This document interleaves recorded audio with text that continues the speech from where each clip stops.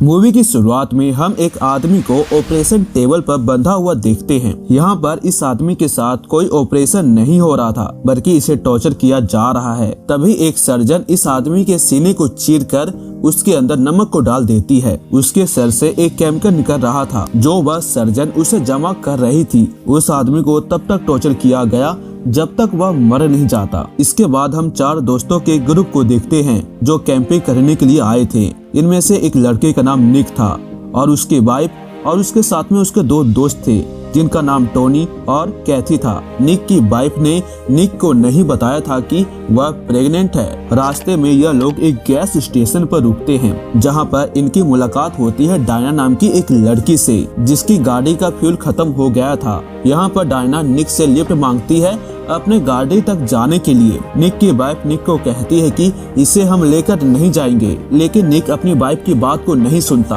और यही निक की सबसे बड़ी गलती थी। जब निक डायना को उसकी गाड़ी तक छोड़कर आता है तभी डायना वापिस से आती है एक मास्क पहनकर और उसके हाथ में होता है एक स्लीपिंग गैस जिसका इस्तेमाल करके वह इन चारों को बेहोश कर देती है। होश में आने के बाद ये चारों खुद को एक घर में पाते हैं जहाँ पर पहले से ही 5 लोग मौजूद थे। इनमें से एक का नाम जैक था। इससे पहले कि यह चारों कुछ समझ पाते तभी जैक का दोस्त डैक एक पिलास को उठाकर निक के दोस्त के नाखून को उखाड़ देता है। यह देखकर निक के दोस्त को आता है बहुत ही ज्यादा गुस्सा और इन दोनों में होने लगती है लड़ाई। लेकिन तभी निक इनकी लड़ाई को शांत करवाता है। जैक के दोस्त ने काई का नाखून एक वीडियो को देखकर उखाड़ा था। कौन सा वीडियो यह देखने के लिए ये सारे ऊपर जाते हैं जहाँ पर 22 घंटे का टाइमर चल रहा था। वीडियो प्ले होता है जहाँ पर एक लेडी इन सभी को बता रही थी कि तुम्हारे गर्दन के पीछे एक डिवाइस को लगाया गया है जो कि एक केमिकल को स्टोर करने के लिए है और वह केमिकल तभी निकलेगा जब तुम काफी ज्यादा दर्द में होगे और तुम्हारे पास में बस 22 घंटे का समय है। कैसे भी करके तुम्हें इस खाली बार को 100% फुल करना होगा। अगर टाइम से पहले तुम लोगों ने ऐसा नहीं किया तो क्या होगा तुम्हारे साथ में तुम लोग अच्छे से जानते ही होगे। मूवी की शुरुआत में जो हमें दिखाया गया था उसी से हम समझ जाते हैं कि यह केमिकल तभी बाहर आएगा जब यह ज्यादा दर्द में होंगे। इसके लिए यह लोग कुछ भी करे, चाहे एक दूसरे को टॉर्चर करे, यह लोग यहाँ से भाग भी नहीं सकते क्योंकि यह पूरा घर लॉक है और अभी इनके पास में बस यही ऑप्शन है कि वह एक दूसरे को टॉर्चर करे ताकि वह बात जल्दी से कंप्लीट हो। यह सब देखकर जैक का एक दोस्त काफी ज्यादा डर जाता है और वह बिना सोचे समझे अपने पीछे लगे हुए डिवाइस को निकालने की कोशिश करता है जिसकी वजह से उसे काफी ज्यादा दर्द भी हो रहा था। और तभी हम बार को देखते हैं जो धीरे धीरे भरने लगा था, लेकिन जैसे ही यह डिवाइस उसके सिर से निकलता है वह वैसे ही मारा जाता है और जो बार आगे बढ़ा था वह फिर से पीछे आ गया क्योंकि केमिकल वेस्ट हो गया था। लेकिन यहाँ पर यह 0 पर नहीं गया क्योंकि इसमें कुछ हिस्सा काई का भी था जब उसके हाथ से नाखून को निकाला गया था। अपने दोस्त को मरता हुआ देखकर अब इन सभी को समझ में आ जाता है कि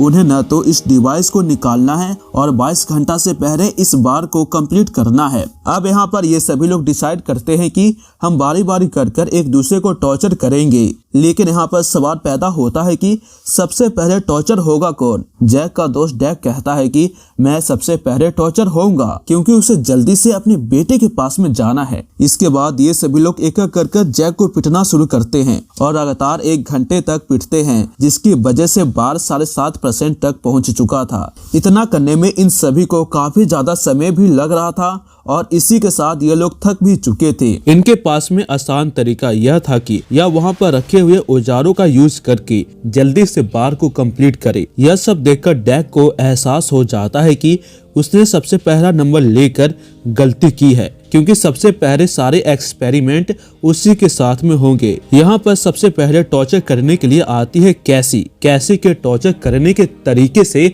हमें पता चलता है कि कैसे शायद डैक को पहले से जानती होगी क्योंकि वह बहुत ही बुरी तरीके से डैक को टॉर्चर करती है। वह सबसे पहले तो उसके नाखून को उखाड़कर मांस को नोच कर एक घुटना तोड़ देती है।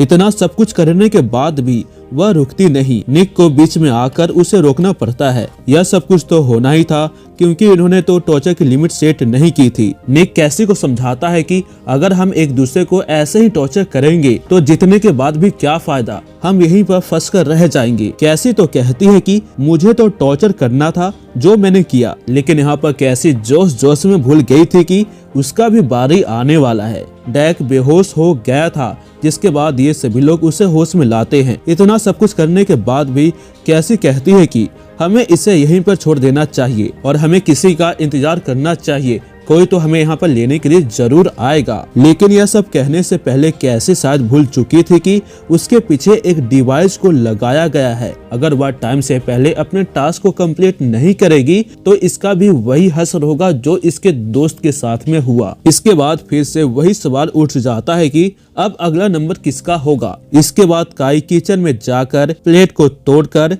प्लेट के टूटे हुए टुकड़े से अपने हाथ को काटती है और अपने खून से प्लेट के टूटे हुए टुकड़े पर कुछ नंबर लिखती है। जिसके बाद सभी लोग एक एक कर प्लेट के टूटे हुए टुकड़े को उठाते हैं और सबसे आखिरी में बचा हुआ टुकड़ा सैम उठाता है और उस प्लेट के टुकड़े में पहला नंबर लिखा था। निक का नंबर था 2nd और इन दोनों का 6th और 7th और काई का 7th नंबर था। यह तो होना ही था क्योंकि काई ने ही अपने खून से प्लेट के टुकड़े पर नंबर लिखा और उसे तो पता ही था कि सबसे लास्ट वाला नंबर कौन से प्लेट के टुकड़े में होगा। इसके बाद सैम की बारी आती है जिसमें यह लोग एक नियम को सेट करते हैं कि कोई भी किसी का अंग नहीं काटेगा उससे पूछे बिना और न ही उसके फेस को खराब करेगा। इसी के साथ हर एक व्यक्ति से 6% निकाला जाएगा। अब यह सब कुछ करने के बाद सैम तैयार होता है टॉर्चर होने के लिए। तभी हम सैम की बॉडी को देखते हैं जिसमें पहले से ही काफी ज्यादा निशान थे टॉर्चर के। इसके बाद उसके पेट पर गरम गरम आयरन रखी जाती है जिससे ऑलमोस्ट थोड़ा काम पूरा हो ही गया था। इसके बाद सैम खुद ही कहता है कि मेरे एक नाखून का उखाड़ दो, जिसके बाद निक उसके नाखून का उखाड़ देता है। इसके बाद नंबर आता है निक का। निक की वाइफ यहाँ पर बहुत ही ज्यादा परेशान थी। उसके पास में कुछ पिल्स होते हैं जो वह खुद भी खा लेती है और अपने पति को भी खिला देती है। यह पिल्स असल में दिमाग को सुन कर देते हैं ताकि बॉडी को पेन न हो। लेकिन निक की वाइफ तो भूल गई थी कि जब तक बॉडी को पेन महसूस नहीं होगा तो वह केमिकल निकलेगा कैसे। अगर दिमाग ही सुन हो जाएगा तो टॉर्चर का क्या फायदा। इसके बाद इन सभी को यह भी चिंता थी कि हम डैक को कैसे यहाँ से निकालेंगे। लेकिन तभी कैसी कहती है कि हम इसे नहीं निकालेंगे, हम इसे यहीं पे छोड़कर चले जाएंगे और उसकी बातों पर सभी लोग एग्री हो जाते हैं सिवाय टोनी के। इसके बाद ये सभी लोग मिलकर निक को टॉर्चर करना शुरू किया। लेकिन निक की बारी में उसका बार बहुत ही स्लो बढ़ रहा था। यह देखकर निक की वाइफ को एहसास हो जाता है कि उसने गलती की है, लेकिन अब अफसोस करने से क्या फायदा। निक को डबल टॉर्चर को सहना पड़ा। उसके अंदर ड्रिल मशीन को भी घुसाया गया जब तक 6% कंप्लीट नहीं हुआ और इसकी वजह से बाकी के सभी लोग काफी ज्यादा डर चुके थे क्योंकि सैम की पारी में तो 6% काफी जल्दी हो गया था। लेकिन निक की पारी में ऐसा नहीं हुआ। सबसे ज्यादा डर चुकी थी लिसा क्योंकि इसके बाद उसी का नंबर था, इसीलिए वह एक जगह पर जाकर छिप जाती है।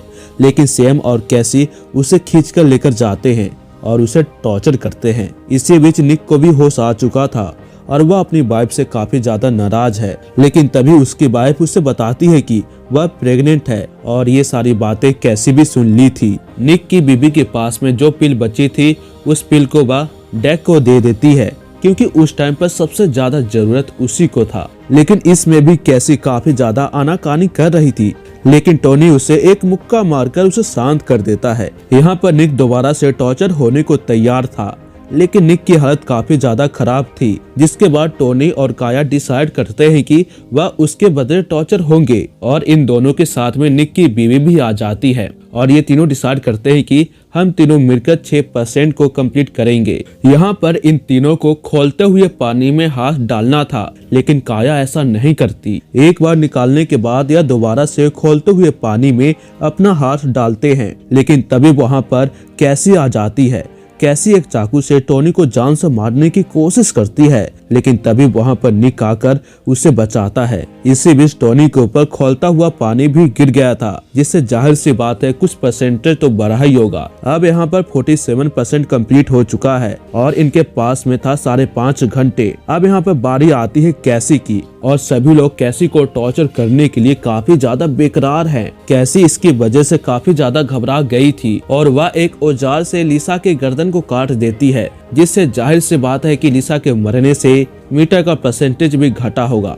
यह देखकर टोनी को आता है बहुत ही ज्यादा गुस्सा और वह उसे जान से मारने की कोशिश करता है। लेकिन निक उसे समझाता है कि अगर हम इसे जान से मार देंगे तो हमें इसके बदले का भी टॉर्चर हमें ही सहना होगा। इसलिए समझदारी इसी में है कि हम इसी को टॉर्चर करें, जिससे हमारा परसेंटेज काफी तेजी से बढ़ेगा। लेकिन टोनी का एक शर्त था और वह कहता है कि टॉर्चर मैं करूंगा। इसके बाद टोनी उसे टॉर्चर करता है। तब तक वह उसे टॉर्चर करता है जब तक वह बेहोश ना हो गई। अब इनका मीटर 85% तक कंप्लीट हो चुका था, लेकिन इनके पास में बस 1 ही घंटा बाकी है 100% कंप्लीट करने में। इसलिए सभी लोग डिसाइड करते हैं कि हम अपने गर्दन के हड्डी को तोड़ देंगे, जिसकी वजह से यह परसेंटेज काफी तेजी से बढ़ेगा और यह टास्क भी कंप्लीट हो जाएगा। टोनी ने एक औजार को लिया और एक एक करके सबके गले की हड्डी तोड़ दी, लेकिन वह निक्की के वाइफ की हड्डी को नहीं तोड़ता क्योंकि वह प्रेग्नेंट थी। लेकिन तभी निक आकर टोनी की गले की हड्डी को तोड़ देता है, जिसकी वजह से वह मीटर 100% तक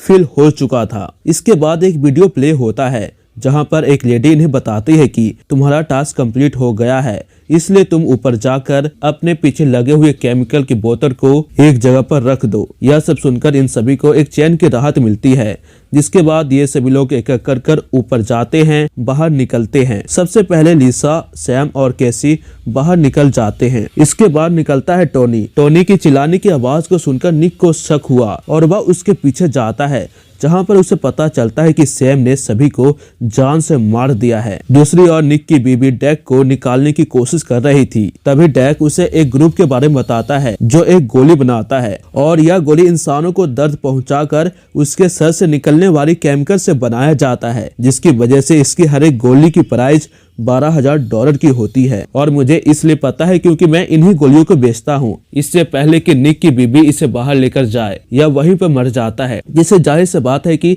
मीटर का परसेंटेज कम हो जाता है। लेकिन इसकी किस्मत अच्छी थी कि इसके पास में अभी भी टाइम बचा था। इसके बाद जैक की बीबी खुद को बहुत ही ज्यादा नुकसान पहुंचाती है। वह अपने हाथ में कील को भी ठोकती है ताकि वह परसेंटेज जल्दी से कंप्लीट हो। इतना टॉर्चर खुद को करने के बाद वह परसेंटेज कंप्लीट हो जाता है। लेकिन इससे पहले कि जैक की बीबी यहाँ से बाहर निकले, तभी हम सैम को देखते हैं जो अपनी गर्दन के पीछे डिवाइस को निकालकर एक बटन को प्रेस करता है, जिस डिवाइस के पीछे लगा हुआ पॉइजन एक्टिवेट हो गया, जिसकी वजह से निक, टोनी और निक की वाइफ इफेक्ट हो गई थी। इसी बीच सैम निक के पास में बैठकर उसे बताता है कि यह उसकी 5वीं बार है। यह कोई इस गेम का मास्टरमाइंड नहीं बल्कि एक नौकर है। जैसे जैसे सैम उसे बताता जा रहा था, वैसे वैसे निक उसे मारने की तैयारी करता जा रहा था और वह एक स्क्रू ड्राइवर को उसके अंदर घुसा देता है, जिसकी वजह से सैम की वहीं पर मौत हो जाती है। तभी निक उस पॉइजन का एंटीडोट लेकर खुद की जान बचाता है। टोनी के पास में जाकर उसे भी दवाई देने की कोशिश करता है, लेकिन वह गोली लेने से पहले ही मर जाता है। यहाँ पर निक की बीबी की भी जान चली गई थी। इसके बाद हमें कुछ समय के बाद का समय दिखाया जाता है, जहाँ पर निक